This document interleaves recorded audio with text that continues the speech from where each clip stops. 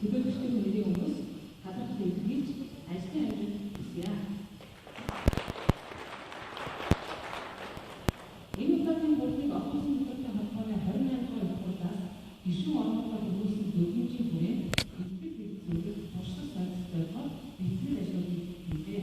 Тайлбарын хугацаанд офисын хөтөлбөрийн холбооны өгүүлсэн тул ИТА, Мексик улсад тус хөшөөгийн ээж тусгал Испани улсад зохион байгуулагдаа. Азийн хэлтсийн ерөнхий бичгийн бодлогын Итали улс зохион байгуулагдсан удирдах зөвлөгийн борд оролцсон бөгөөд тус тайлбар мэдээллийг та бүхэн тухайн бүртгүүлж ажилласан. Тайлбарын хугацаанд гишүүн орнууд өнгөрсөн жил танилцуулж байсан зорилтуудаа ажил хэрэг болон танилцуулах тайлбар бэлтгэж туршлагаар сонирхож байгаадаа туйлын баяртай байна.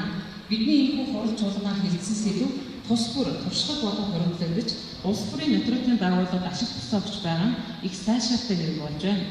Азийн иргэн эрх комиссийн гишүүн орнууд олон улсын нөтрөөдийн холбоонд бага хувийг эзэлдэг хэдий ч 71 жилийн түүхэндээ анх удаага Аз тэгдээ олон улсын нөтрөөдийн холбооны 29 дэх хурлыг зохион байгуулагч байгаа Индонезийн нөтрөөдийн нийгмийн хамт олон Азийн иргэн эрх комиссийн нэрийн өмнөөс болон хувьсаа халуун баяр хүргэж амжилт хүсье.